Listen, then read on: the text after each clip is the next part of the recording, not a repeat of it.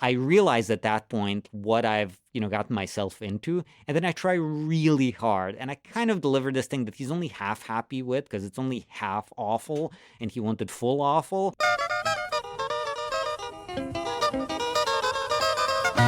Hello and welcome to Did I Do That? It's a podcast about graphic designers making mistakes. Making mistakes. It's a podcast about graphic designers making mistakes. This is not a good start. And to think, I thought I fixed this part.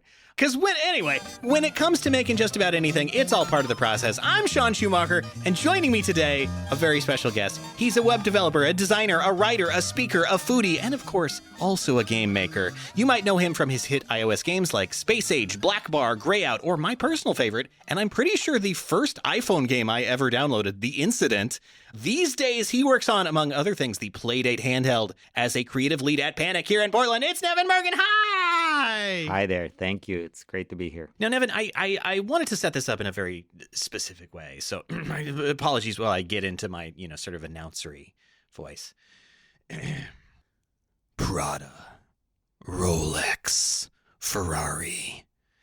These are all companies who see their core consumers as making more than $100,000 a year. And of course, are priced as such. Now, I just flew back from Italy. Boy, are my arms tired. And you feel it there. You feel the luxury. The people who have that kind of stuff like to show it off. And the stuff, though expensive, at least, kind of makes an effort to merit that price tag. But wouldn't you know it, as soon as I'm back, a new company is seeking to join their fold and court that privileged consumer.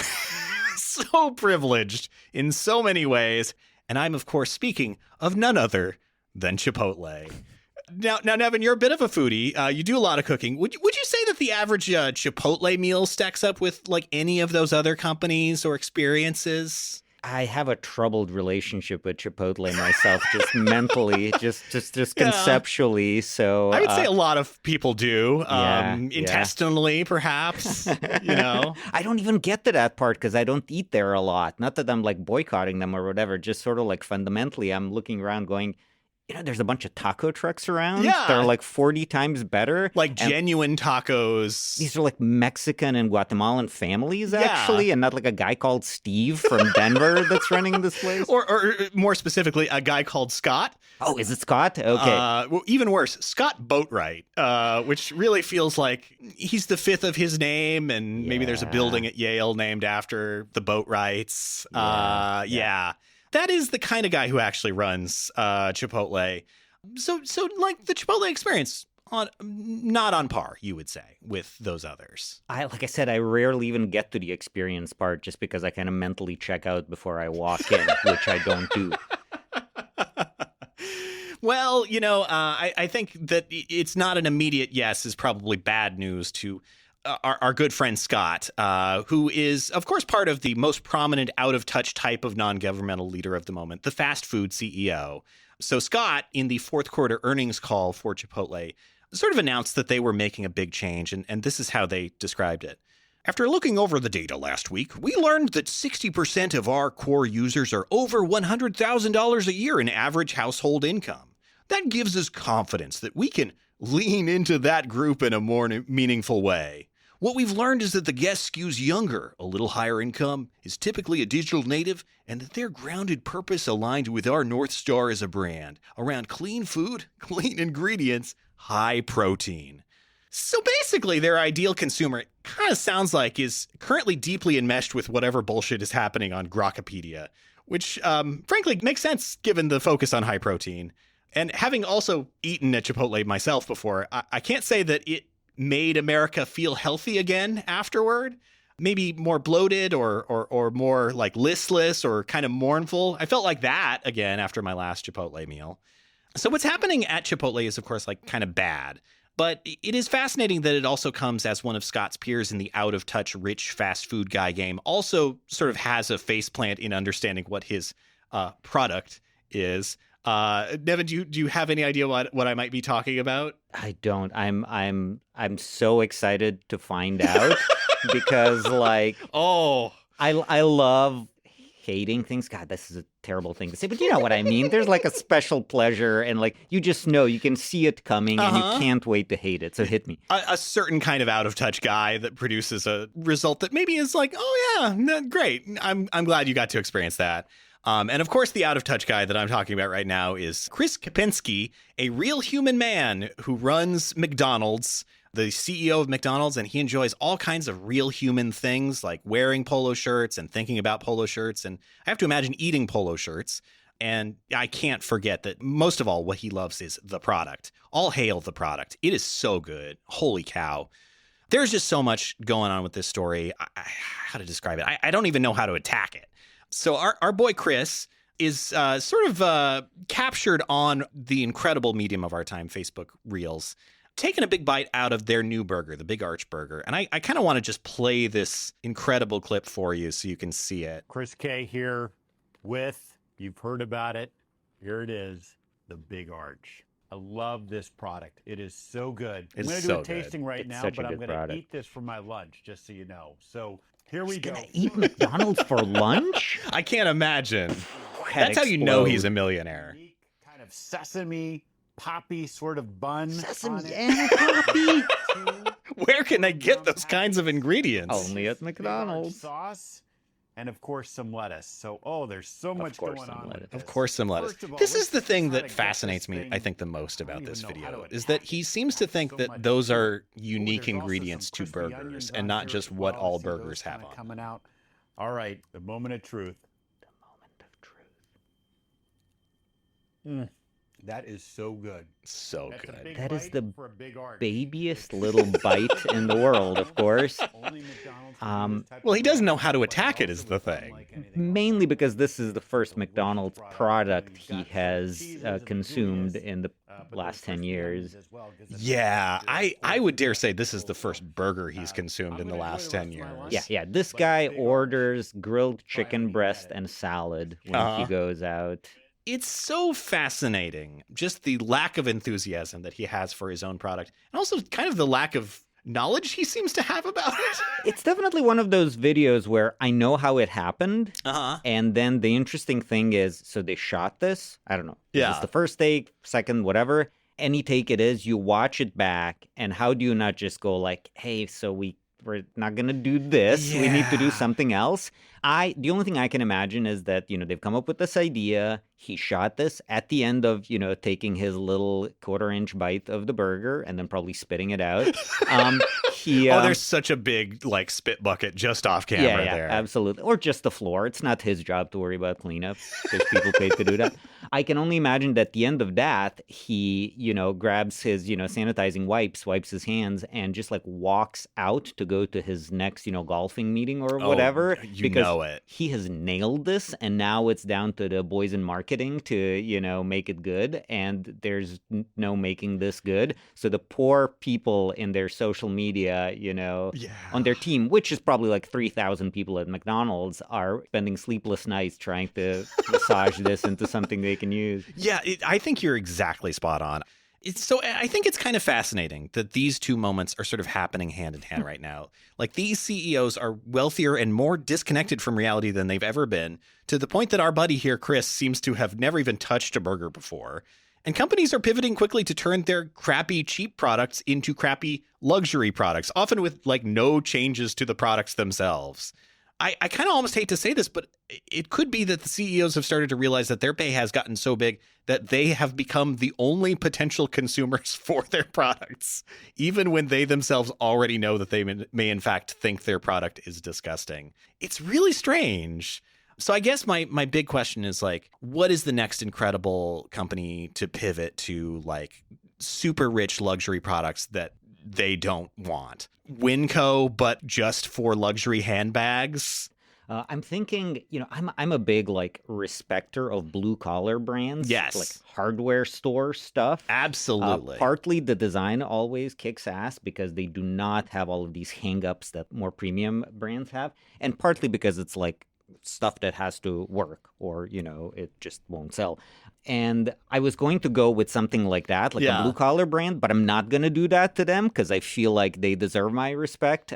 Gosh, who makes total trash but doesn't realize it? That's a really good question. I kind of want to float a name in the hardware game, which immediately came to mind, which is Harbor Freight. Oh, okay. Yeah. Makers of screwdrivers that cannot be used more than once. Yeah. That place feels like they've picked a particular lane that has nothing to do with quality. Yeah.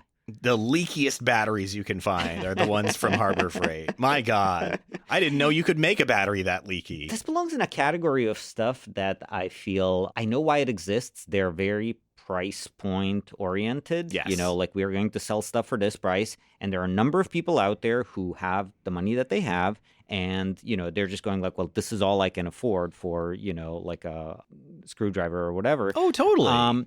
But this is where I feel like those like soft concepts like self-respect should kick in. And you should go, I should simply not be doing this to people. Yeah. But if there's a buck to be made, I guess it will be made. Well, I mean, yeah. And it's self-respect, I don't think, is anything that anyone knows about anymore. So probably not a good thing to hang your hat on at this point. But Neven, you didn't come here to talk about self-respect in a fast food game. You came here to talk about your path into design, and I think you have a pretty interesting one. Yeah. I, grew up in a country that's no longer around. I lived in a tiny, small town of like 20,000 people on the border between Bosnia and Croatia, all of which was Yugoslavia at the time. Remember this for the history test at the end of this podcast. So I mean, I am a teacher, so there could be a test coming at any time. Yeah, you never know. Just stay on your toes. Pop quiz. So yeah, tiny town. Do you want to hear the story of when I knew I was going to be a designer? I would love to hear that story. It's totally a story. It's gonna sound like I'm setting up a bit, like this is like something I've really workshopped, but no, this is true. Please. So tiny town. My dad, he was always into like fine art stuff. You know, he loved to paint, he loved to draw, he loved to doodle. And, you know, up until maybe at the age of 18, he was kind of hoping this would be his thing, his career. But then the reality kicks in that you kind of got to pay the bills. Yeah. And so he goes into the family business, which is like the meat business. Wow. And he still loves doodling and painting when he can. And he definitely passed that love on to me and my two brothers. But, you know, he was not a working artist or, you know, in a creative field. No, I was going to say, like, meat is about the furthest from, Absolutely. like, drawing or painting that I could imagine. Yeah. I mean, like, food is a somewhat creative effort, but he was sort of on the starting end of that process before the creativity can really kick in. So, but he would occasionally, like I said, doodle and whatnot, and his friends knew him for, like, a creative guy. And so one time when I'm like maybe 9 years old, I come home and my dad has pulled out a lot of this like stuff that he would use for DIY projects around the house. But, you know, a lot of it is like X-Acto knives and, you know, like straight edge tools and stuff like that.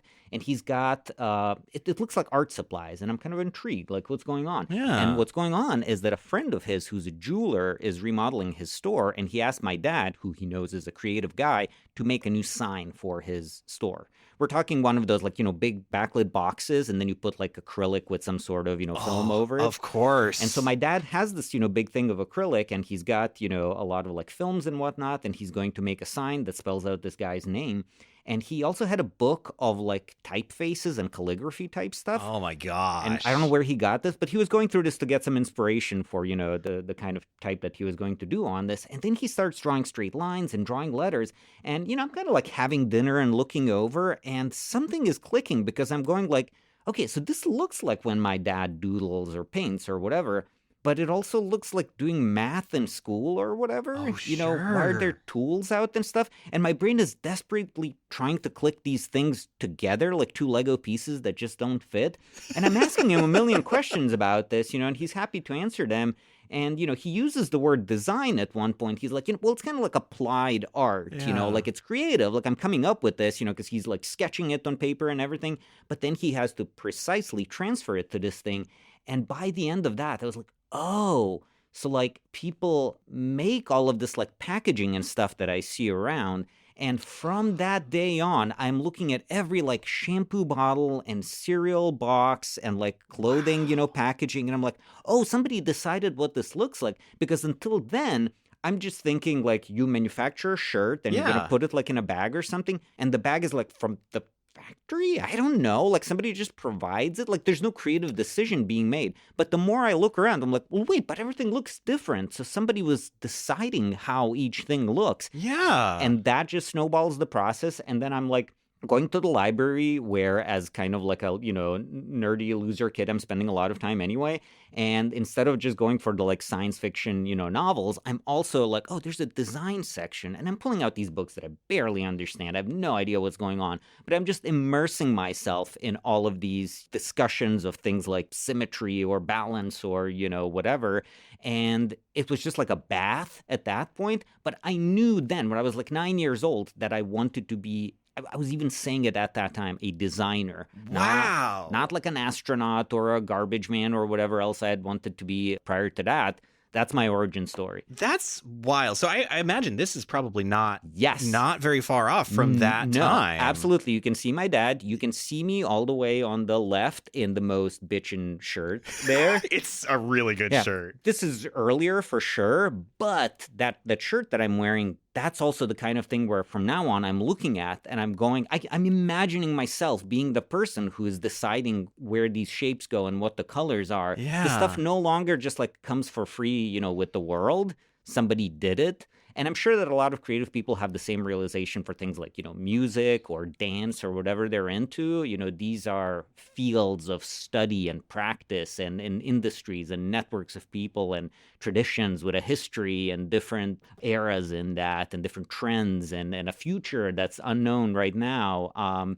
I know that design is such a small thing, just like in the history of the world, but I love that I can precisely locate that moment in time when I unlock that. I mean, that's a huge thing too, like, because there is that childlike thing that you were saying, like, of not really just kind of accepting the world as it is and not really thinking about how the systems behind things work, but that you can like take that moment with your dad and start to be like, oh, actually everything works like this. There's somebody who is sitting down and drafting things up and figuring out the like math behind like how does this thing actually go together, be it a package or a bigger sign or like anything like that.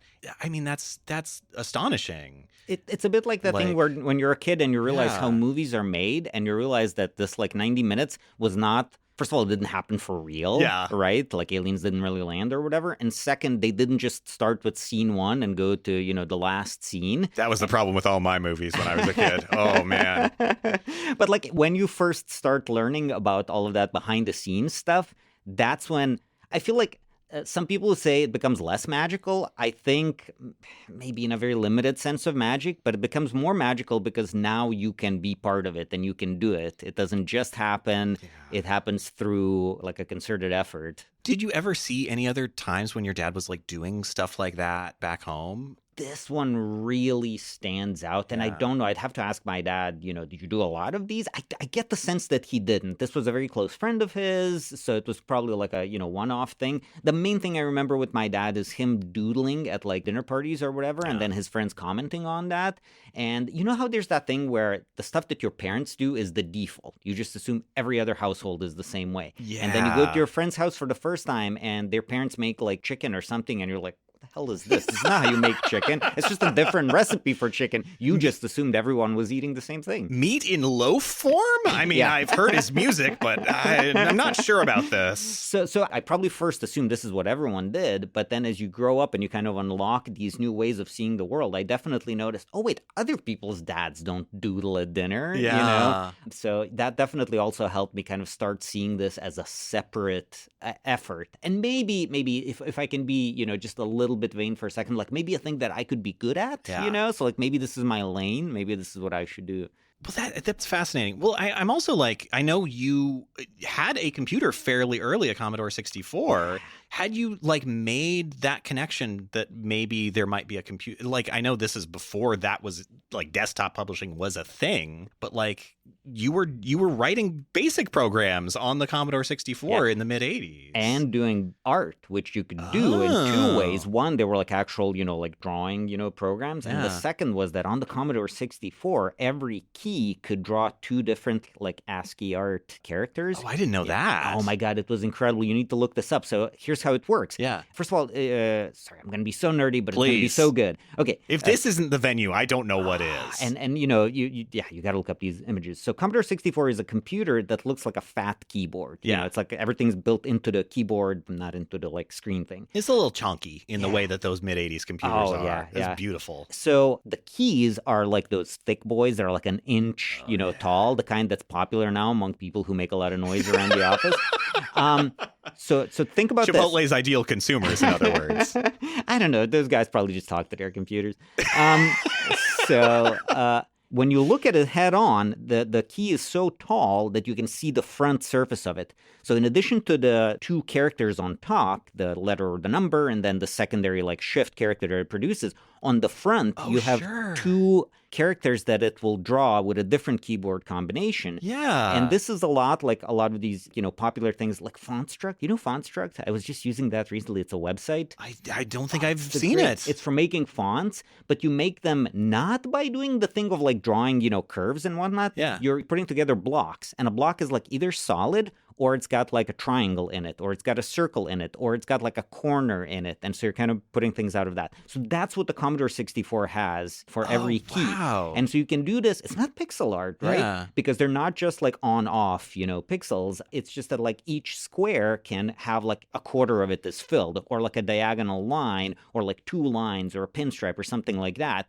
And you could do incredible art with that. So I was doing a lot of that.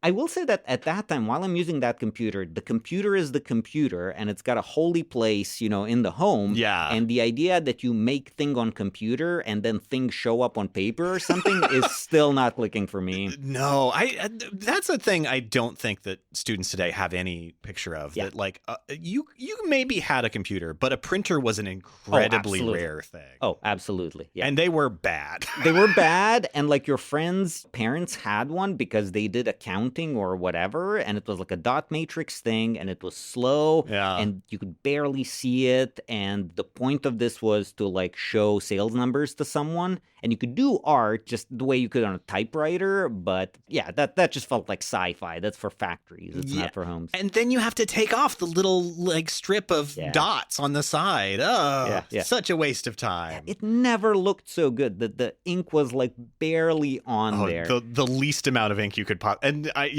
Is it ink? It's not even ink. I think it really is, because I remember we had Apple's one of those in our computer lab when I was in elementary school, I want to say.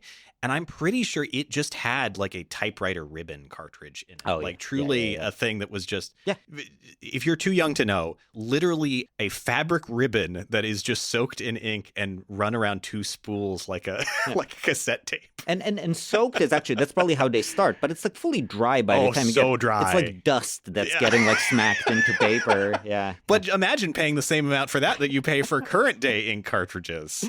Isn't that exciting? Yeah. And the printer itself is the equivalent of like $8,500 today. Yeah. Oh, truly. Yeah. Those things were so magnificently expensive for what you got. But so like you're touching both of these aspects of what would later become your career. And this is also kind of a time of transition, both for where you're living and for like, your life in general. Because, you do end up having to, kind of move to Bosnia. And then later on, due to the war, there was a war. There's no getting around that.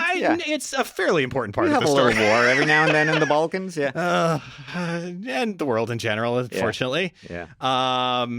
Who knows if that'll still be true when this goes out? Probably, I imagine, though. Yeah. But then you end up in Croatia, and that's sort of where you go to high school. Yeah. Do you end up like these formative experiences are more during your youth? Like, do you end up doing more like study of art and design in high school in Croatia? Yeah, my high school unfortunately didn't have much of like an art focus. It did have a pretty good computer lab, so this is where I start spending more time on computers than drawing with my hands, which I kind of regret sometimes, like now in my life. But whatever, it is what it is. You can't change but that's your the life. thing. Like, you can't fight the wave in a lot of ways. No. But one sort of design related thing that happens in high school is there's a high school newspaper. Oh. And this is the thing that they keep trying to start, and then it fails. And when they do put it out, nobody cares because it's bad. And there's one teacher who really wants to make it happen, and it's my junior and senior year of high school. And because of this connection to design, I'm like intrigued. Usually I don't join things in high school. I'm a very like outsider kid, but if I'm going to join anything, it's going to be this. And also this is a time, it's the 90s. It's like the mid 90s. Do you remember how cool magazines were back then? Oh, the hottest thing that you could imagine. Wired or whatever, Yeah, I mean, I recorded an episode a year or two ago in the Wired offices, and just the amount that space and like that magazine had in my memory of like, what is a cool 90s like thing? Yeah. What is somebody that is pushing design forward? Like, that's it. Like, it's in that space. So Croatia politically, like the war is kind of over by now. Economically, the country's a little bit beat up, but also it's opening up to the West, which means we're getting a lot of this stuff. We're like, the Iron Curtain has come down, so now we can import Wired and Enemy magazine and stuff like that, And I'm seeing all of this. They cost like insane amounts of money by the time you convert and everything, but you save up for this. And, I'm constantly reading these. And so the high school newspaper is going to happen. And I want to bring all of this to it. Oh, wow. Obviously, in terms of production, we can't do this. We're like basically photocopying these, but that doesn't matter. And so I start pushing for a design for this thing that's more like, Wired. Wow. That's not what they expect or even want. No, I would imagine probably the teacher has some different ideas. So I will say that she was supportive and that she was like, this is great. Even though, I don't have any of these, unfortunately. They were probably really bad, the way that only like a 15-year-old can copy Wired, right? But if a 15-year-old was doing that today, I would still congratulate them. Her concern was like, she was like, well, you can do this, but what happens after you graduate? And this was for me as sort of an early lesson or conundrum in, just like design career stuff, which is how do you not just make a thing, but make a process for how the thing keeps getting made and have some continuity and like set up other people for success in the future. And I did not have an answer because, I'm 15 and I'm like, not sleeping and I'm just doing this. And so I can like over design this to death. But I don't have an answer for like what happens when you graduate, because nobody else wants to pick this up. But it doesn't really matter. We put this out and, it looks tremendously over-designed in a way that would make me cringe so bad today, but it's fine. Well, I have a copy right. No, just kidding. I wish I did, though. Oh, My man. God, I bet it would be so rad. I know. Yeah, I should probably just ask some of my high school, friends if they happen to have a copy. I had to move with like one suitcase, to a different continent in a little bit, so I don't have any of that. But that was formative also because it's like I went through this thing. It was the first time I went to like a print shop where they were printing this, Oh, sure, yeah. And you got to do everything, basically. Yeah. Obviously, a bunch of other people worked on this as well. It's not like, I did the whole thing. But, I got to see the whole thing through. And that just sort of like cemented for me, like, yes, I want to do this, from now on. Well, and to think like this journey starts with you watching your dad do this. And like not very many years later, here you are like really, truly doing I got to iterate until I get this right. Yeah. Mindset. Right before that, sorry, I should mention what was also formative. This I mentioned was like junior and senior year of high school. My freshman and sophomore years of high school, I'm making zines. Yeah. Which is easier and cooler in many ways. Oh, it's so much more expressive, too. Yeah, it's like me and my older brother, we're basically, like we have a beat-up typewriter, so like text-heavy pages, we can set that way. If the typewriter is misbehaving, which it often is, we just write by hand, even if it's like paragraphs of text. Yeah. And you draw stuff, and we're, gluing things, and making these like, master copies, and then we're taking it just to the copy shop and printing these on like, and if you really want to splurge, you get like, yellow paper or recycled, paper. A goldenrod? Yeah. Yes, please. Yeah, and then it looks so great, and you hand this out to your friends, and 90% of them are like, huh. And then like 10% of them are those like cool kids who like their older sibling had told them about, bands from the late 70s or whatever. And so they have a little bit of appreciation. And then you feel so cool for doing this, which you should. Like any kid that's doing anything like this, they deserve some congrats. Yeah. Absolutely. I mean, it's a huge like bit of risk taking to like, not only be doing that as like a club, but to be doing it yourself and be like, this is truly an expression of what I want to do. Yeah. And like to anyone who, people share a lot of stuff nowadays online, mostly, right? Some of it is just like parts of your life. Some of it is like a thing that I made. And the phrase that I just used, how it's very common for especially young people now, you feel this like real like sense of, oh boy, I can't overdo this. So they say, so I made a thing. So you're really like one of my least favorite. Yeah, you're like modern phrases. Psychologically, I totally get it. Some people are probably just aping something they saw online. Yeah. Because even like successful people will do it. But with many people, I totally get it. You're trying to basically prevent heartbreak. You don't want to say, I just made something amazing, because if nobody bites, then you feel like such a fool, that you made a big deal out of it. So I totally get that. So, but I just wanted to say, so like, making, like an album and putting it on Bandcamp or something, like that's a huge thing. Anybody who does that, I really respect them. I would say, however, the difficult mode is printing a zine, bringing a bunch of it to school, and then handing it to people randomly. Because like there's no hiding behind I posted a link and like, oh, I got like a mean reply in the comments or whatever. You are looking at people in the face, and other jerky teenagers are standing around ready to pounce. They're like lions, the rudest in the grass. Group possible. Yeah. So like that was also a good sort of like trial by fire for like sharing your work and standing up for it and like taking the feedback, and also not crumbling, deciding after all that to do a second one and a third one and a fourth one.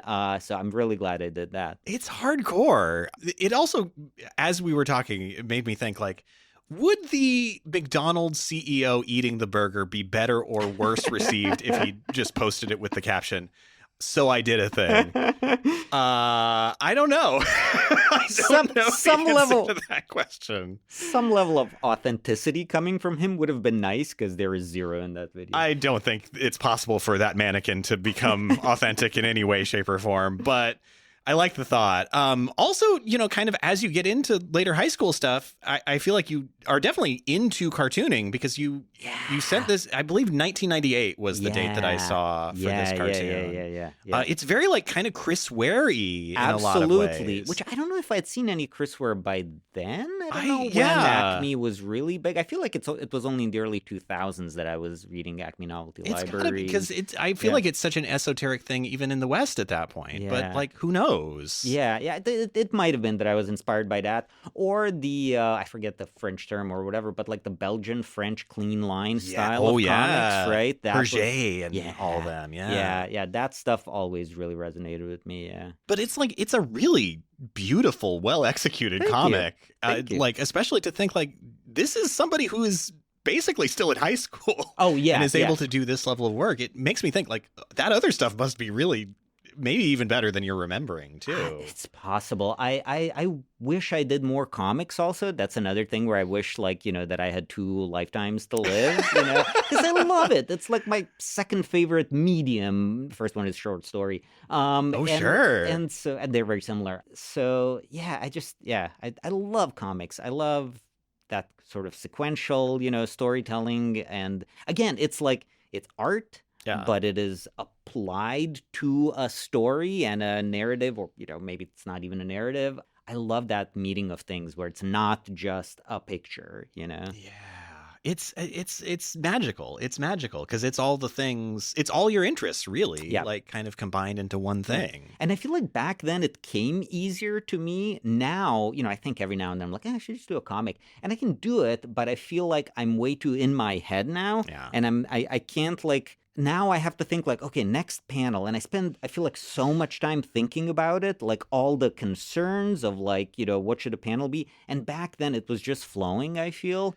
I could probably recapture that if I just like spent more time on it or like relaxed more. Yeah. But I also think I see this with my students too. Like there is a flow state that I think you can get into when you are maybe less precious about the thing. Like in a weird way, when you get to be our age, like you build up so much of like, oh, there's the process and the framework and all the expectations around the thing that just isn't present at that age. And so you can do like these magical things that kind of become like more challenging, not impossible, but like to let go of that weight is really hard. It is.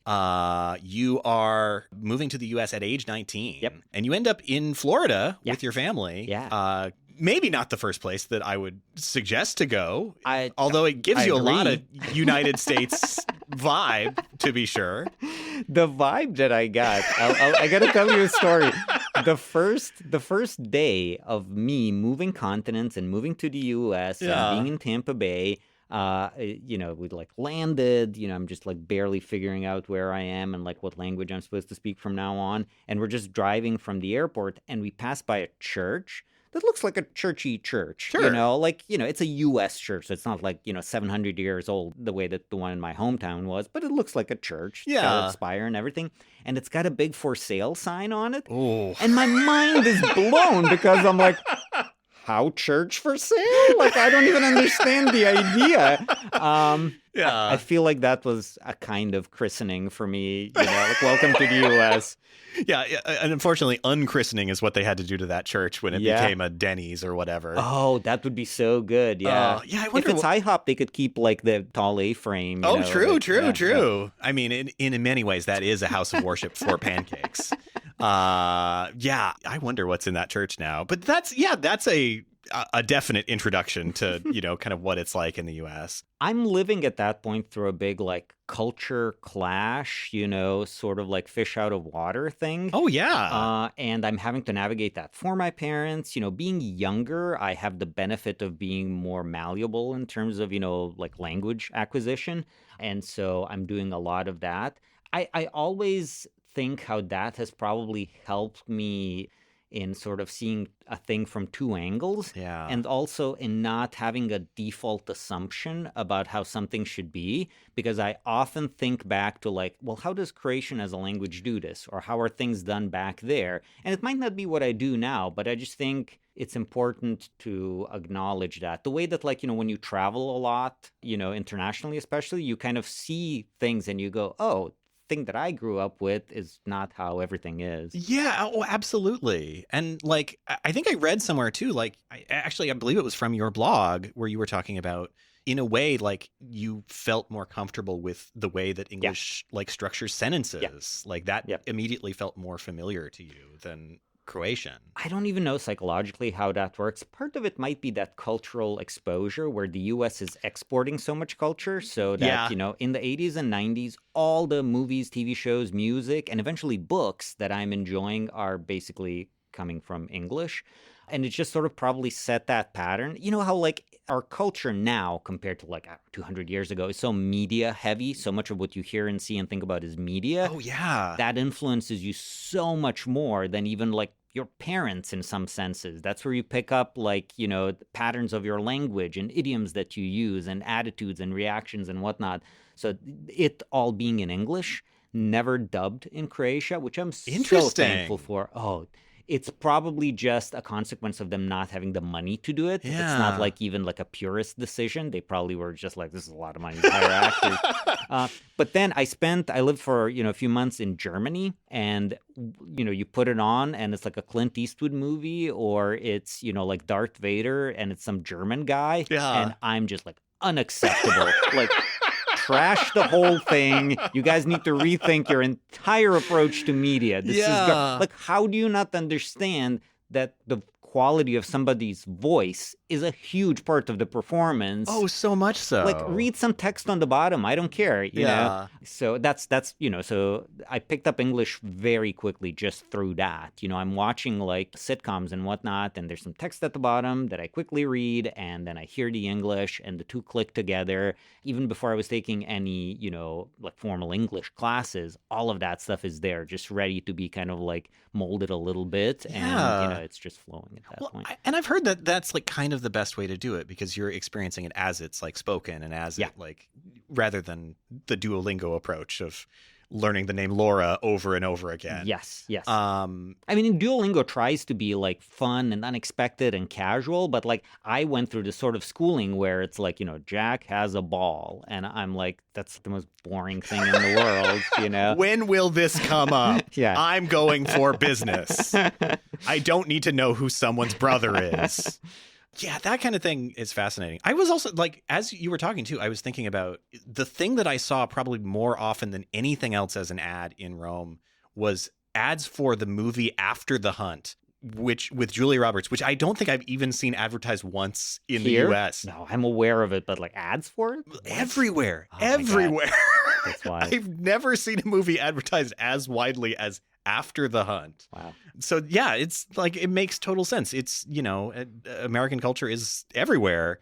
You want to hear about a first job that I did in college? I would love to hear about a first job, please. I went to college for like design, like graphic design, classic, like design. And as part of that, we had to do like a real project. It was like, you have to go make a thing for a real business, not like a pretendy thing. You need to find a client, like we'll help you, but you need to like make a brochure or a poster or a menu for a restaurant or whatever, like a real thing with real stakes and consequences. I've got that you actually have to like interface with that client and they don't set that up is a really interesting way of doing that. Absolutely, because part of it is about the design, but it's much more about your career and like knowing how to talk to clients, get their brief, get their needs, present some ideas, go back, deliver it on time, get paid a normal amount, like all of that is very valuable. So I'm kind of like off in La La Land because like I want to be doing like fancy design. I don't want to necessarily be doing a menu. This is a bad attitude, by the way. I'm not recommending this.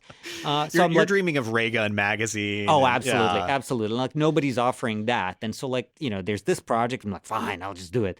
And so a friend from school says, oh, well, I know somebody who runs this like bar in Tampa and they need a new website. And, at this point I'm doing more like digital stuff. So I'm like, perfect, I'll make them a website, no problem. So she puts me in touch and it's like a pirate themed bar in Tampa, which has a big like pirate culture thing. So I emailed the guy and he emails back something very brief. He's like, here's our website right now. It's bad and I need a better website. And, here's the kind of info that I need on it. I'm like, perfect. I know what to do. So I make this thing and I send it to him and he sends a reply that is just ripping me to shreds. Oh, just this guy seems like he has probably like lived the pirate lifestyle a little too hard. Like he didn't say yar in the email, but the tone is that he's going to like stab me. It's got big yar energy. Yeah, absolutely. So he's basically like, look, what you sent back is like some fancy ass, elegant, classy thing. I want like a million illustrations of parrots and treasure chests and like big-breasted women and like angry guys with swords, and eye patches and stuff. And that's when I realized like, oh, a pirate-themed bar in Tampa, the corniness is the whole point. Yeah. They don't want something good. There is no good way to rescue this into like a glorified aesthetic. This needs to be like as cheesy, as like dripping with like tasteless corn as possible. And, like I don't really have it in me. I don't even mean that, like people who can pull this off, like I take my hat off to them. I just kind of like can't. And I realized at that point what I've, gotten myself into. And then I try really hard. And I kind of deliver this thing that he's only half happy with because it's only half awful and he wanted full awful. Yeah, this is on a regular square piece of paper. I wanted the edges burned with a lighter. You got it, my man. Soak it in tea. Everything looks like a map in the Goonies or something, And so I'm just sort of like walking away from it going like, boy, did I not think this through at all. Yeah. Well, that's a hard one to learn, though. It's a great lesson in a weird way because, like, you cannot literalize that audience disconnect better than, like, what does an audience for a pirate-themed bar want? If you sort of, abstract this out, it's just knowing the audience, right? Like, it doesn't have to be pirates. It could be anything else. Yeah. You do a bunch of kind of odd jobs over this time, like you work in a CNC shop. Yep. You work for a very large survey company doing is it phone surveys? Phone surveys, yeah. I start doing that, and that's just so tedious, and there's like nothing to be learned from that. Oh, That yeah. is truly just working the, white collar mines. But pretty quickly, I sort of work up first to like customer support there, Oh. which is maybe a little cooler because you're having actual conversations with people. You're not Yeah. just being human AI, reading off the screen. Probably hearing a lot of people hang up on you over and over again. Yeah. That's honestly the biggest mercy they can do, Yeah. for me, just hang up. But, customer service, it's a little more, you're talking to people. And then I eventually move into their kind of like tech programming, department. And Oh, I'm doing some of interesting. that. Yeah. That's where I sort of like learned to be bad at programming, which I still am. And I try to shove as much like design into that as possible. And that's where I go down the path of basically like software design, user interface design. Yeah. That's where that comes up. And that sort of leads to a large part of what I do today. But that's where that seed is planted. Because I was wondering about that. Because like by the time you get to 2007, like, you've been doing this for a minute. You were doing some very straight-laced, like, businessy type app development type things. App is probably not even the right word at this time. Because that is not yet a thing. But like it is sort of 2007, January 9th, 2007. You wrote, I took the day off from work to watch the Steve Jobs keynote. And like you were taking the time away from your fabric cubed, Windows-based business software job, eating pizza on the couch in Florida. And that is where the iPhone gets introduced. You know what's the thing? So like in around like 2015 to 20, it was starting to feel very cringe to be, like worshiping, Apple and whatnot. It was feeling like old hat, and also like they're not that cool anymore. And we've all heard the story a million times and whatever. But today, it's like 2026, I'm looping back around to that because a figure like Steve Jobs, who like, had his flaws, obviously, had his critics, today he still feels like the goddamn Buddha compared to the morons we're dealing with. When I show like that iPhone introduction in particular to students, like I did a public speaking class with them maybe last year. It still is magical to watch. It's like such a weird rhetorical, like, oh, all the like video effects that they do in the world cannot match what this is. No. So that's what I was going to get at, that like, 5 years ago, I would have been a little like, about glorifying that, talking about it. Today, I may be a little more okay with it because in reality, this was a huge turning point for my career because that's what I just described there. I'm watching this thing and it's blowing my mind. And I fully did a thing. I rewatched this right after, and like probably several times after. And similar to that moment I described with my dad, this is where I kind of looked at it and I was like, I should be doing something with this. Yeah. Especially because, I mentioned, I'm working at this, company, just doing like stupid business programming. I'm trying to kind of inject some actual design into it. Nobody cares. But also like it's Windows, and even on the Mac, it just feels like people aren't trying that hard or appreciating. No. And also I feel like I'm late to it, like desktop software has been around for a long time, and it's just like a game of catch up for me. And then the iPhone comes out and I'm looking at it and I'm like, this is a new planet they just discovered. Yeah. And I want to be on the first ship. And then I can maybe like do some new stuff with that. Yeah. So it felt like a whole new vista, a whole new, category of thing to do. And I'm starting basically from zero the way everyone else is. And it was true. It was all true. Like, and it worked. I made some like small stuff for it, and then I got approached by the Associated Press because, this sounds crazy, but So I worked for them for a year. That's the news app that you built. Yeah. Okay. Well, see, and their story kind of mirrors mine a little. So the Associated Press, everybody knows it as an agency, right, that provides stories, but like you don't buy the Associated Press paper, for instance. And part of that is they were kind of late to every medium, like to newspapers or to TV or even to the internet. But this happens, the iPhone launch happens, and they're thinking, okay, so maybe this is an opportunity for us to be early and be first and have the first big news app for iPhone. Yeah. It's just like one middle manager there who has this dream. And so he kind of like begs and pleads, and he gets to hire one designer and one engineer, and I'm the designer. And he finds me through, I don't even remember exactly what, some, early iPhone web app thing that I made. Well, I wonder, because one of the first things that I know you made, like you made 2 early like kind of web app games, the Pie Guy, which is like I looked at it and like, wow, this is a really beautiful thing considering I had so much fun doing that. But like so many things of that era just did not look good at all, and that is gorgeous. And Thank you. You also made a special characters. Oh yeah, Glyph which Ward. which was such a like reminder of like, oh yeah, there was just no way to enter a special character on the iPhone in the early days. No, it was bad. Yeah, so they had this thought, and then I started working there, and we were working on this news app, and it was really fun, actually, especially to like start effectively from zero of like, what would it mean to read news on your phone? This was not yet a thing then. It also felt naive and like a public service and not like miserable doom scrolling that it is today. Is there a way I can turn off all news on phone? Yeah. Just all of it. Incredibly, a lot of it back then was not about the U.S. president. I know this is hard to believe. I can't imagine. And it was awesome for a few months, and then it won an Apple Design Award. Yeah. So I go to WWDC, Apple's developer conference, and we win an award, which kind of blew my mind. And I get to go out on stage and everything.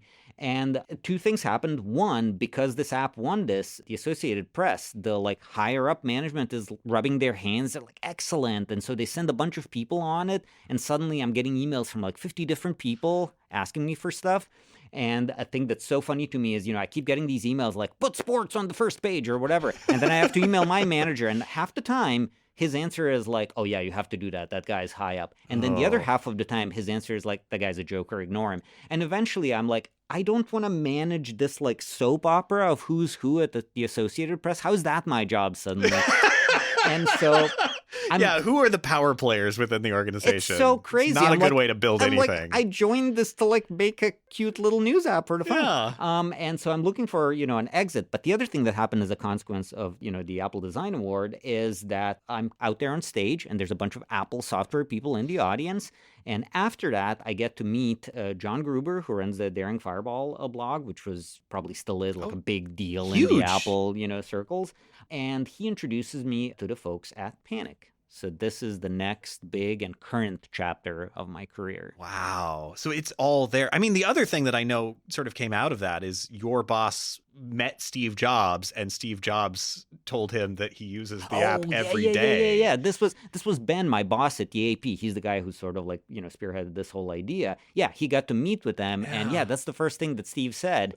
And to get a compliment out of Steve is a miraculous thing. Absolutely. And also because Steve was a straight shooter, I believe it. This is not a thing he would automatically just say to anyone. And I feel like Tim Cook today and a bunch of other people would just say whatever. Sounds good. So it means more coming from Steve. Yeah. So, but like you have now met the Panic folks. Yes. A very established Mac software development company. They've been around. I mean, at since that the point, mid-90s. Like 10 years at that point. Yeah, like 96 is their starting point, basically. Yeah. And they had made essentially the piece of software that competed with the piece of software that became iTunes. Yes. Theirs was better. I remember that back in the day. But what they were mainly known for at that point was stuff like Transmit, like web development utility type stuff. Yep. I think the other place that you mentioned in your blog that like you get to circle back around with them is like waiting in line in the Apple Store to buy the iPhone. The iPhone, yeah. That's the first time that we, kind of, sort of met. I just saw them on the app iChat, which was the precursor to what is today Messages. Oh, yeah, which was all AOL Instant Messenger back exactly. then. Well, they added Jabber or whatever at some point. But it also had its own local networking thing called Bonjour at the time. Oh, sure, yeah. Where, I don't know if this will sound crazy to people, but imagine that you open Messages and you just have a list of everyone nearby who also has their messages open. It's like AirPlay, but for messaging people. It's wild. Because back then we were all like naive and doe-eyed. We all thought this was good and not bad. Yeah. And so you would just text somebody on the same bus or whatever. It was just like a normal thing. And so I saw Cable and Steve from Panic on there. And by then I was starting to develop a little bit of professional confidence. And when I say a little bit, I do mean the tiniest little bit, because prior to maybe that year, if I'd seen them on there, I would be like, oh, cool, they're here. And then if somebody told me, like, you should say something, I'd be like, are you insane? Like, I'm not going to But this year I'm sitting there, and we're gonna be sitting there for a while, and I'm like, well, I should tell them that I like their software, and so I just texted something like that. Hey, back then you didn't even say not to be creepy, because like nobody was creepy. No, it was just like, this is a door that's essentially open. Yeah, exactly. Look, they left it open. Yeah. So I just said something like, hey, I love Panic on your software. Like enjoy your day and line and your iPhone that you'll get after this. And they just replied with something like, hey, thanks. So that was that. I mean, they did not remember me from that, I'm sure. It's just that, later on when we all go to WWDC, I do meet them at Chubby's, a popular place nearby. Tex-Mex, if I recall. Yes. It's, that was like one of the, usual places they would end up late at night after all these conferences and stuff. Yeah. Oh, wow. So how long between like that, happening and you like realizing, there might be a job offer out of this? Okay, so I'm still at this point fairly dumb, which I'm like not that much smarter now, but so you'll see why I say that. So at the end of the night, it came up at some point that like, oh, you guys are in Portland, I'm in Portland. So as we're all saying bye, they're like, oh, you should stop by our office at some point. I'm like, oh yeah, that sounds awesome. And then when we get back, I think I have an email from Cable that's something like, you should stop by the Panic office. Let's grab lunch. And I'm just thinking like, well, we all live in Portland. This is like a networking thing. Let's grab lunch. We all shared, a fun, meal in San Francisco. This is feeling like the Seinfeld, like coffee's not coffee moment. Yeah. But I don't know any of this. Again, I'm so naive. So we meet and, we have lunch and we're talking about a lot of design stuff, Yeah. And then at the end, they offer me the job of being a designer at Panic. Oh, just straight out like... I think Cable cards said, on the table. Yeah. I think Cable said something like, so would you like to work at Panic as a designer? Because we have this opening. And in like a few seconds, my brain that like if this was a movie, if this was a comedy, we would like cut to my forehead, then we go inside my head, and then we rewind all the scenes leading up to this, ending with me going, oh, that's why they invited me to lunch. And so I'm like, yeah, I would like to do that. And Cable's like, okay, well, when can you start? And I'm so lost at this point that I'm like, I'll have to see. He's like, how's about in 2 weeks? Because I think Cable's recognizing at this point that I probably need some guidance. And so I'm like, okay. And then in 2 weeks, I'm starting at Panic. Yeah. Have you ever like quit a job like this before? Because that's the other like thing that you have to work through. No. Well, I mean, when I quit my, survey company job to go work at the Associated Press. Yeah. There was that. But I imagine they're used to people quitting probably quite frequently. Yeah, that barely felt like anything. With the AP, I felt a little bit of guilt. Yeah. So I went back and I was kicking dirt, looking down at my shoes as I'm telling, my boss, Ben, about this. And his reaction, I'm so grateful that this was his reaction at the time. He's like, can I come with you? Because Panic's cooler than this. I kind of get it, yeah. Yeah, and I was like, haha, awesome. He's like, yeah, just go, we'll figure it out. Like, it's not your job to worry about how we'll take it from here. I was so like nervous. I'm like, well, is there anything I need to do before? He's like, it's your life. Like, go. So yeah, that's beautiful. Everything worked really well. Yeah, and I've stayed in touch with him since, I'm really glad that worked out that way. But that also means that you are now starting at Panic. Yeah. Truly, the job that you have continued to have, basically, yes. even through a lot of different sort of permutations of what they are. Of what Panic is? Yeah. Yes. I mean, even up to that point, Panic had morphed quite a bit, because you mentioned, their biggest product was like this music player thing. Yeah. They were making a bunch of these like little desktop widget apps. That was the thing they were doing for a while. And then they moved more into this like web developer, space. So yeah, things are shifting a little. At that point, one of the first things Cable says to me at that interview is that they're friends with Keita Takahashi, who made the game Katamari Damacy. Oh, yes! Because Panic was selling shirts of it, completely inexplicably. And they're like, we really want to like do some video game stuff with him. And also he mentioned, and we want to do something with Disney parks. And so it felt like, what are all of these things? But the promise of that meeting, all of that has kept going, because this is how Panic is today, too. Yeah. Like all the time, there's these wild moves. Now we have you mentioned a handheld gaming console, and we publish console video games for like PlayStations and Switches and whatnot. Yeah. 10, 15 years ago, none of this would have made any sense to me. But I think Panic has always had this approach. It's kind of similar to how like Japanese companies work a lot, where, like Nintendo is making playing cards and they're making kids' toys and then they're making video game consoles. You just kind of like the values of the business and the people there matters more than, the thing that you're putting out. Yeah, like thinking about what is going to be an exciting pivot that our talent is going to be able to like help support. Yeah. And it makes even more sense to think about like that in your case, because like you have Pie Guy already under your belt as like a game. But it sounds like in 2009, you start to, like, not long after you're joining Panic, you're starting to think, like, well, what if I actually made an app-based game? Yes. And you end up connecting with Matt Comey. Who is a developer in Australia, if I recall. Yeah. How does that start to happen? Like, where do you meet Matt? Like, how does this connection, like, start to manifest into an actual game? So Matt at the time is also working kind of a boring corporate programming job for a company in Australia. And I think he learns about me through a Mac Rumors or some site thing that mentioned these like Apple Design Awards and like some of these other things I've been making. Sure, yeah. Just like on some forum or whatever he comments. And I forget what it is. There was some sort of brainwave syncing where, I could tell that we were like similar. And so we just continue chatting. And eventually we're chatting on iChat and whatever. And he's talking about like, he's always wanted to make a video game. Of course, somebody of my generation, you're always going to say, I've always wanted to make a video game. But Matt is the one who's pushing in the direction of the same thing that happened with iPhone to me of like, you can make stuff for this now. He's like, well, we can try making a game for this. Again, it's like a new landscape. It's not established. The rules are not set yet.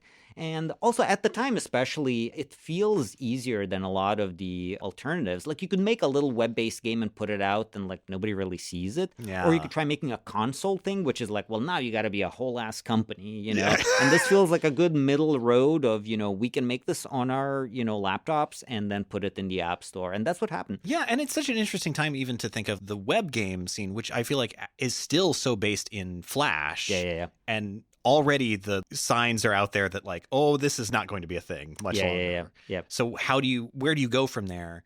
So the incident is what eventually comes out. Yeah, that's our first one, yeah. But I do think it is so fascinating to think like that is such an early game. It truly is the first game that I ever downloaded on my phone.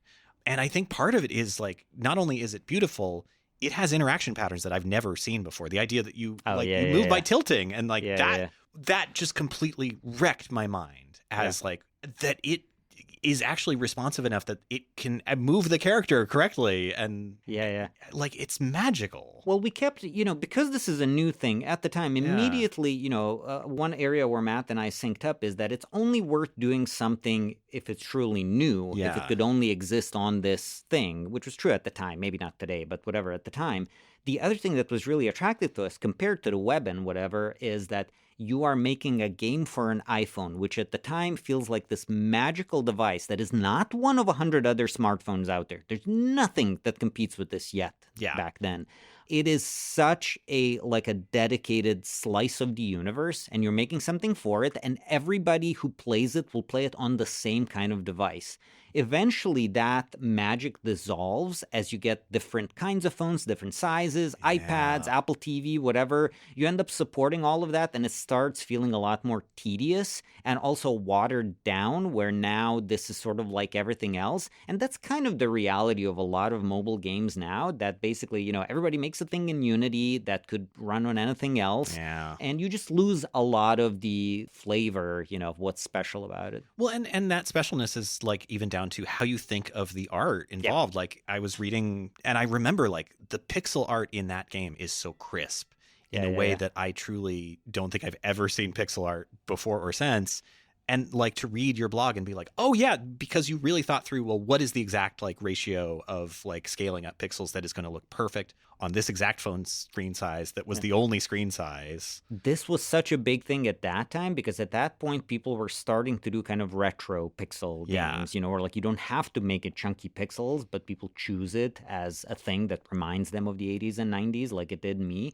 But it's also an era of people getting this so wrong because they are using Unity and they're basically their graphics are pixels, but the math of it is just like on the resolution of the whole thing. Yeah. And so you've got different sizes of pixels, and they're overlapping poorly, and people are not using limited color palettes, so it all gets smudgy. And that's the reality of a lot of pixel games now, especially on mobile. I was so picky about that at the time. So picky. It's kind of like somebody handing you a book or a document that's set in like 12 different fonts, where you're like, what are you doing? What is the design system? What is what are your rules? If you don't have any rules, you're just playing like tennis with the net down. Like what's the sport here? What's the challenge? And I want that challenge. But it's like it is so the thinking through the tiniest details. To that end, actually, I was trying to think, and I definitely saw this back in the day. Because I'm sure like your blog was part of the circle of blogs about the Mac. Maybe, yeah. But I remember, and I think this is the first place I ever heard about ink traps. Yeah. Because this was a blog post that you wrote about, for Panic, making this icon, which I assume is maybe for Coda?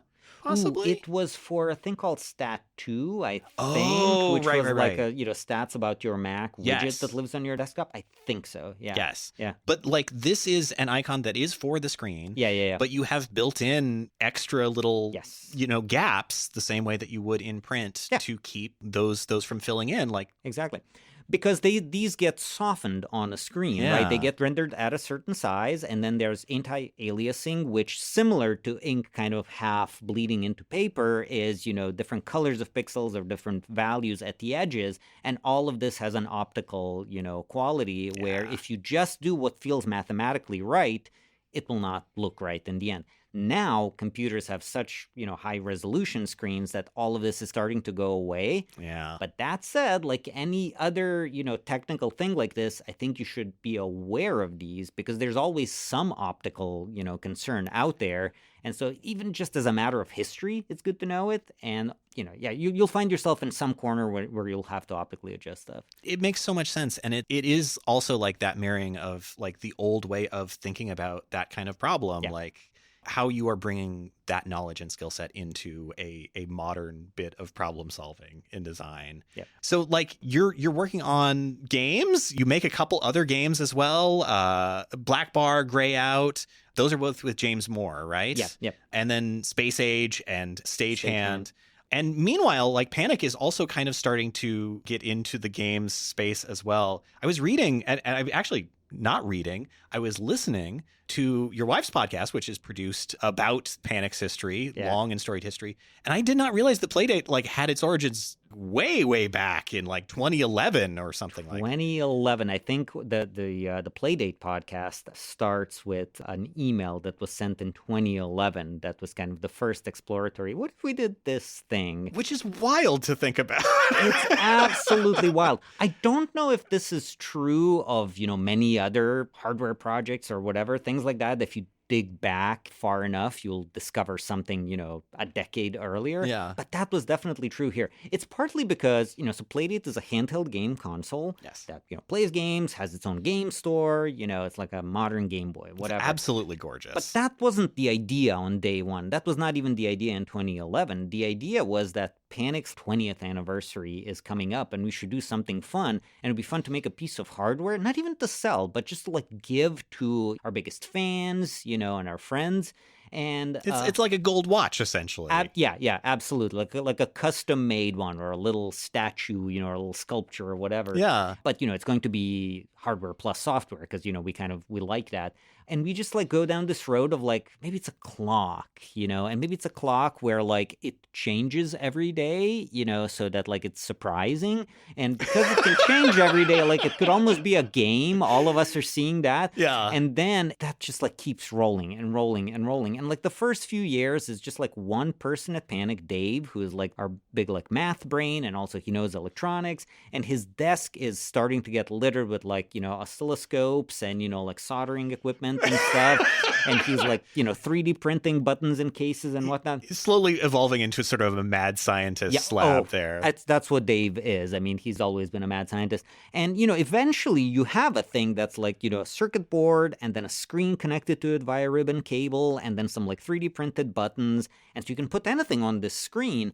And Dave like makes a little game. I design a little like transmit themed video game for it. and then you can play that. And there is definitely a moment of everyone looking down at this and going like, okay, but like this could play any game now. It doesn't have to be a clock, and it doesn't have to be limited to just like unlocking a thing, every day or every week. Oh, wow. And then, if you're going to start writing software for this, you start writing the like SDK and like all the tools for how you do this, because Panic is filled with like smart engineers who love making new things. Everybody's constantly doing, oh, and maybe it could do this, and maybe it could do this. And so just eventually there's this shared realization that like, I think we made a game console, And that's when we start thinking about it that way. And so there's probably some moment where we go, yeah, I think we're making a game console. And then we direct all efforts towards that. And then eventually it does become one. Yeah. Well, I do like the idea of a clock that changes all the time. I don't look forward to the day that that's all in Wingdings or something like that. This feels like a more sustainable route. Yeah. There's a crazy Playdate clock. It's called Playtime. It's like an app that basically is a collection of 1 million clocks. And you can like choose them or have it choose randomly. And 80% of them are like these crazy ideas where you're like, decoding binary to read that it's 9:35 or whatever. Or it's like a full little video game being played out and the level design is spelling out the time. It's so creative. That's probably the kind of thing we were shooting for. I don't think this person was even aware of it. He's just like clock mad.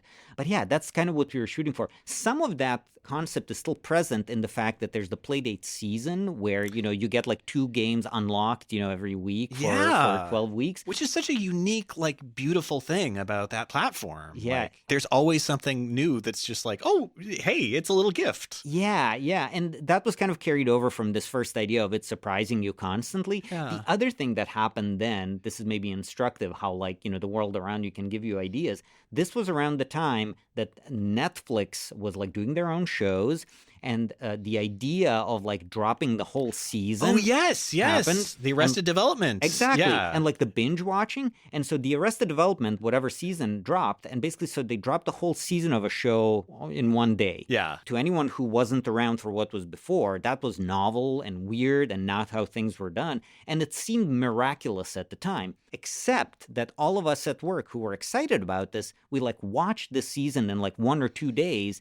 And then we talked about it for 2 days. And then a week later, I realized that, like, it's done. Yeah. There's nothing to talk about. This is like 10, 12 hours of entertainment that we kind of like powered through in 2 days, and it's just gone. And that's why a lot of places went back to like doing weekly drops or at least splitting up the season, because you want that water cooler effect of people meeting up, on Monday and going like, did you see the latest episode or whatever? It's also just a more like sane pace, I think, for people to consume stuff. Yeah, the idea of like you have to watch 16 hours of the thing all in one go, or else you can't have a conversation with anyone. It just becomes impossible. Yeah, it's not healthy. So we kept thinking about that, and we're like, maybe it's actually like a service to the player if they get these things doled out, and also if we can sync people up so that everybody's like looking forward to what's the next thing that unlocks. Oh yeah. Because of the realities of manufacturing and whatnot, we couldn't do that on launch, but we had a second season of Playdate games that does work that way, and I think that played out exactly how we were planning.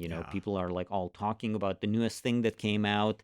That was our dream with that, yeah. Also, though, while this development is happening, Panic is more moving into game publishing as well, starting with Firewatch. Yep. I feel like still to this day, that is so many people's favorite game. Yeah. And when I started getting very into going to Fire Lookouts as a Fire Lookout tourist, that was what everybody thought I was doing. Yeah. There's some nice ones around Oregon. Oh, so many good ones. We're happy to, we're lucky to have those. Yeah, Firewatch, actually, it's the 10-year anniversary of Firewatch. Is it really? Yeah. Oh the actual date just passed, but whatever, we're counting this whole year as the 10-year anniversary.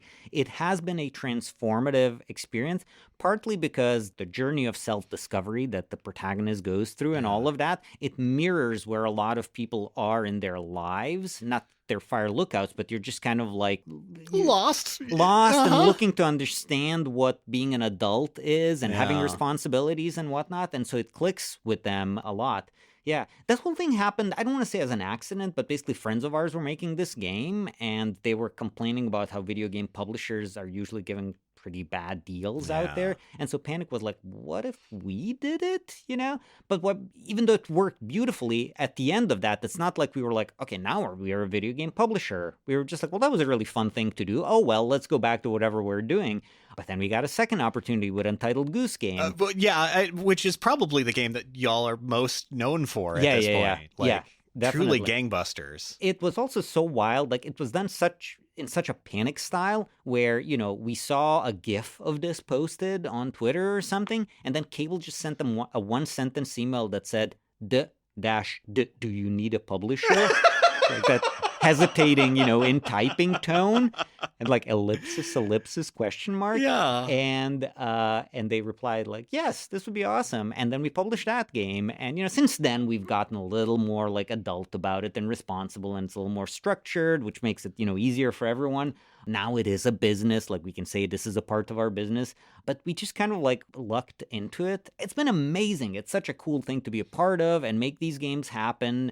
All of our games are basically like from small teams where, if they don't have somebody helping them out, it probably just won't happen, or it'll happen in a much smaller way. And it's true, most game publishers out there give you a really bad deal, and they don't have your back. They want their money at the end. And so a lot of people's experiences, even if they make, a great game, are still kind of bad. They walk out of it like, oh, man. It's such a bummer that actually if your game does really well, you still don't really benefit from that. Most of the benefit goes to the publisher. And so you're kind of, standing out there in the snow going like, well, okay, I'm glad you guys are in there feasting, That is such a bummer to hear that so much of that works the way that the modern music industry does. Yes, that sucks. Absolutely. I mean, if you're not Taylor Swift, right, you are probably just, you're getting put into the meat grinder. You're just contributing to the sausage. I only have the one jet, damn it. So to think of like how much more time and energy it takes to make a game as a passion project, this like really full, holistic, creative thing that has a story and so much art and all these branching paths, how you can see that out in the world, you want somebody that is going to be a good partner. Yes.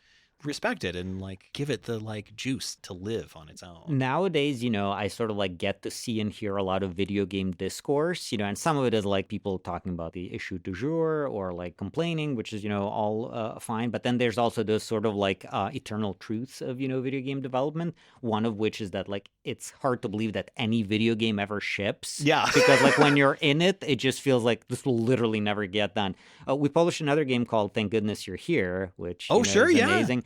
It was mostly two people that made it, these two like sweet Yorkshire guys. And one of them was saying, with like 6 months to go, he was like, I can't make the project math work because I look at what's left to do and I look at how much art I can do per day, and it's impossible. And he's like, if I try breaking it down into like, how long does it take me to do one animation and how many animations do we have to do? He's like, I come out with numbers like 10 years. He's like, it can't take 10 years to make a game.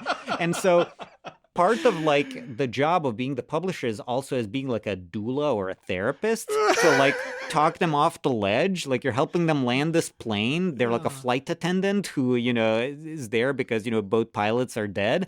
And so you're just like, okay, just keep breathing. Just put your hands on the controls. This will be okay. You've got instruments. We'll guide you. And it works out. I mean, there's challenges, but games do ship. No one knows how. If only there was an inflatable autopilot that could help us through the crisis of game development.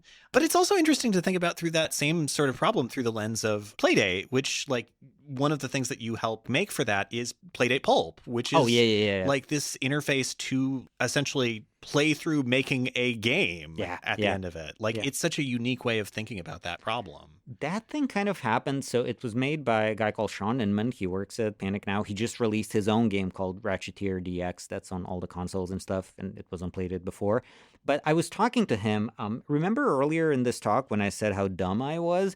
I'm also so dumb that like I've tried making games all by myself, without help from others. Not because I don't like working with people. I love that. It's just that other people are busy and I feel bad like trying to convince them that my ideas are worth their time. So I'm like, I'll just do it. And I just can't do it. It's so hard.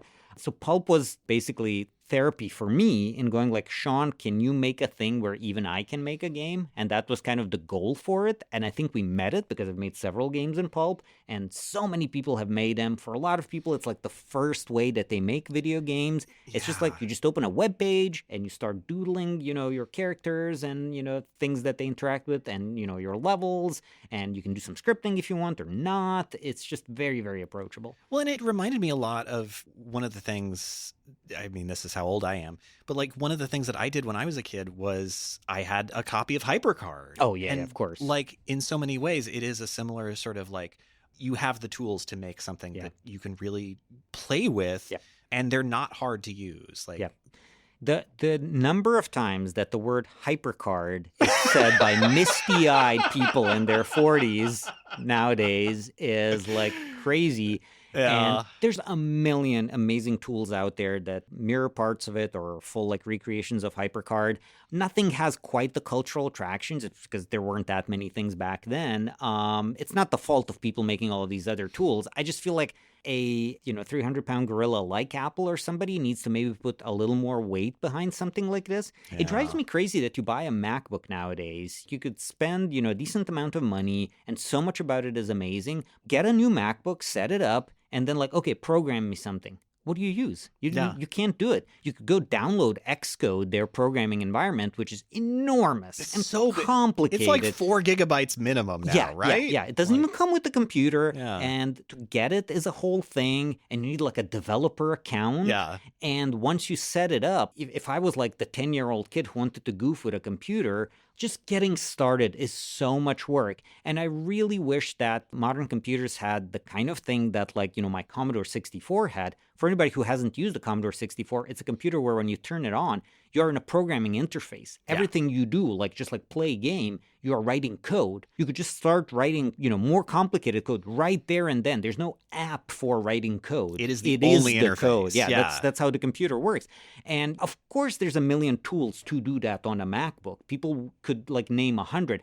But it's not there, and it's not the expected way to enter it. So a person is not going to just like walk into it randomly. Yeah, it's like the barrier to entry is so much higher than it was. Like you have to do so much. Like I feel like I kind of half know what I'm doing. And even then I'll fire up Xcode and be like, no, I don't. I don't. In so many ways, the barrier to entry is also lower, right? Yeah. Like it just sort of depends on what your goal is. But the thing that's not there is that, it sounds bad when I say it, but like almost like forcing you into doing it, even if you don't want. Everybody needs that in their life, and especially in creative efforts, like somebody else needs to like make you do a thing before you realize that it's fun. Yeah. Because almost nothing worth doing is a thing that you're immediately going to find fun or even think to do. There has to be somebody else. And in this example, I feel like the computer needs to be the one that sort of pushes you there. Yeah, it's either the computer or me as an educator, and I have limited time ultimately. Because we're sort of getting to the modern era, basically, for you. Like, are there any other moments that you can think of over your career that especially stand out as like a very informative design mistake? Oh, a mistake. Made? Yeah. I also did design for a friend of mine, got to work on Jerry Seinfeld's website. What? Jerry Seinfeld, who is a person who has a very high opinion of himself. He wanted to put all his jokes on a website, like Wikipedia or something. No. Yeah. So, and he wanted a design for this website. And so, my friend got to do this gig and he's like, okay, do you want to be designer for it? I'm like, yeah, sounds cool. Yeah. And so the first meeting was the one where they just kind of talked, And then the second one was a meeting where they showed some designs that I had made. The first meeting, Jerry's like, yeah, it sounds great. Let's do it.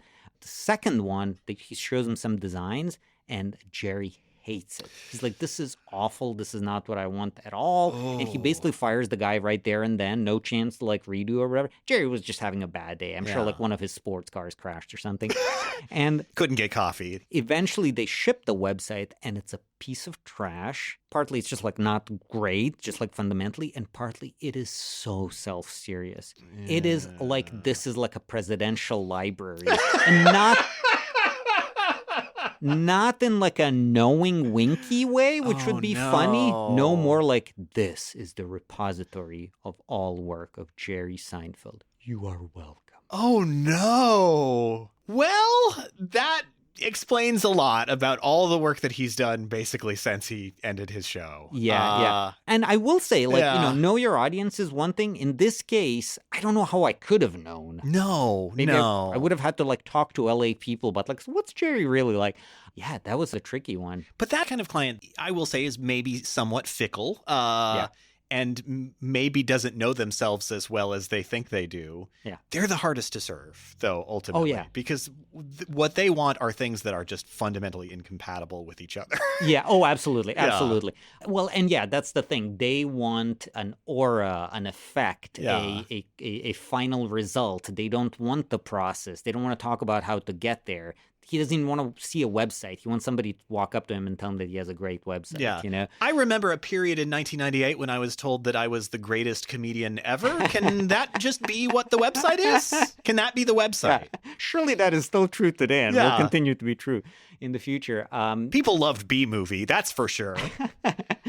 Yeah. Oh, and one stupid mistake that I made recently that is just a very small technical thing, but it made me feel so bad. You know how for a few months of our lives the word tariffs was like so huge? Oh, yeah. And at Panic, we had so many meetings and so much time was wasted on like, what do we do about these stupid tariffs?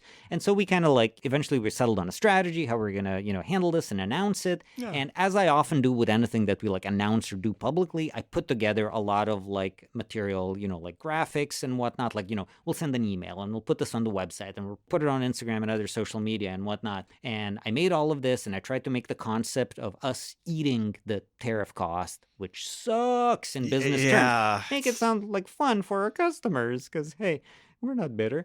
Yum, yum. We love this delicious taste. Yeah, except on all of it, I misspelled the word tariff. It all goes out. I realize this in retrospect. Some of it I can fix. Some of it you can't fix. You can't edit an Instagram post or whatever. And I will say, just to like toot my own horn a little, normally I'm pretty good at writing. Mm-hmm. And that is not because I'm smart. That is because it's a second language to me. And so I'm always like walking on eggshells and like watching every word like a hawk. And, I'm just like, did I do it right? Did I do it right? I'm very paranoid about it. But in this case, I didn't, partly because I didn't use like a word processor for any of this. This is all happening in like, Illustrator and Photoshop. I don't get spell check. I also picked kind of a wild font. And so everything was, sorry, I'm explaining it. Like I'm sorry. No, I'm sorry. I misspelled it. You are forgiven, son. Yeah. But that, I don't know. I also would guess that maybe the people who put those particular tariffs in place maybe don't know how to spell the word either. So it's probably fine. That's exactly what I was told at Panic. They were like, nobody out there knows how to, and nobody said anything ever. Oh, so it actually went out. Oh, yeah. That's when I realized. No. Oh, I mean, that's not ideal. I've made mistakes that never shipped, and you go, duh, and then you fix it. But this was like, I learned like an hour after it went out, and it was a very like polite person who was like, hey, by the way, we misspelled tariff on the thing. And I just, this is especially to a person for whom English is a second language. This feels so tough. So like wounding and like you feel all this guilt and shame because you're like, I have failed at a thing. Everybody makes spelling mistakes, right? Yeah, like native English speakers. I mean, again, just to toot my own horn a little, I probably spell way better than the average English speaker. Yeah. But you have no idea how many red underlines are in my dossier right now. But that's why the smallest mistake, the smallest infraction just makes you feel like you've failed so bad. Yeah. But I'm glad. So I make those very infrequently, and I'm glad that I do make them occasionally because it keeps me humble, which I think is important. Yeah, and like you said, I think it pushes you to do better writing. Yeah. One thing that we didn't talk about now that we're in the plug section, you wrote a book a number of years ago. I did about sketch comedy. I mean, about is a charitable way of putting it. It's a book of sketch comedy. Yeah, exactly. Which like nobody publishes that kind of thing. But I'm a person who actually loves reading like plays or screenplays because I think of this as like theater of the mind. Like, absolutely. I get to cast and voice all these people in my head. So I don't know. I love that. I used to do that a lot in high school where I would read scripts to movies that I couldn't go see. And I thought American Pie was a much better movie than it was because I'd only read the script. Isn't that often true? That part is true. Much more often you see the thing and it's like, oh, that's how this is supposed to play out. And I love that because I learned something. I remember there was a script a friend of mine wrote, and there was just a scene that to me was like, these characters talk, whatever. And then I heard her read it out. And just in the tone of it, I'm like, oh, there's a whole hidden layer behind this that I was totally missing. But, I often feel dumb, like I said. But in this case, I didn't. I was like, wow, I learned something about how this works. And I was really glad that I did. Yeah. It can be magical, too. Yeah. I mean, but if people want to go get that, that's on iBooks. It's also on the Kindle store. On the Kindle, yeah. You know what? This is interesting that, you're pulling up a lot of stuff from my website because last night, by complete coincidence, unrelated to this talk, I did a big update to my website. Which really? Is just Mrgan.com. Content-wise, there not that much has changed. I just cleaned up and organized everything. But yeah, so Mrgan.com, which is just my last name.com, your one-stop shop for all things Neven Mrgan now. And hopefully will be in the future. By the way, we're doing a lot of this talking about old man stuff, now that we're in our 40s, but having your own... I feel like I'm in my 60s, but yeah. Having your own domain and your own website, it's primo. I've never regretted that. It's so important, really, really. I do feel like there is this weird sense that I've gotten over doing this show that the kind of platforms where they try to be the replacement for that maybe are not driven by the same interests that I am. And that you can still control a thing that you make and put it out in the way that you choose to make it is beautiful. I will say, I'm not tough enough to go live off the grid, I participate in these networks and whatnot. It's just that I've learned over time that you have to treat them as basically disposable. Yeah. Here 1 minute, gone the next. And they are not your friend and they're not keepers of this stuff. So again, I'm happy to put stuff on Instagram or whatever, but that is not the only place where it lives. And I know that it will go away in 10 years. Yeah. And 10 years seems far off future. It'll pass very quickly and you'll feel bad if it's all gone. So having your own space for it, it can only be a good thing. Absolutely. So Mrgan.com, Mrgan.com. Yeah, like Morgan with no O. 30% of sentences I've said in my life have been that. Neven, like 7 with an N. Mrgan, like Morgan with no O. It's 30% off your regular price Morgan. There you go. Yeah. And so go check out all of the bunch of the work that we talked about is linked from there. And thank you so much for being here, Neven. Thank you. Such a treat. This was a very pleasant conversation. I feel so bad to have taken you out of what is increasingly looking like a really beautiful day. It's only going to be nicer when I get back out there. That's true. But yeah, thank you for being here. And also, hey, thank you to everybody out there who is listening. If you want to hear this show on the shingle that I have hung out on the World Wide Web, dididothat.design is your destination to do just that. You can hear every episode there, but also, links out to maybe places that you can listen to the show in app form. Also, hey, while you're on those apps, please leave a comment or review. It helps a lot, as does spreading the word more organically. So, just, I don't know, share it with a friend. This has been Did I Do That? I am Sean Schumacher. And as we always say at the close of every episode, did I do that? That's what we always say. Okay, bye.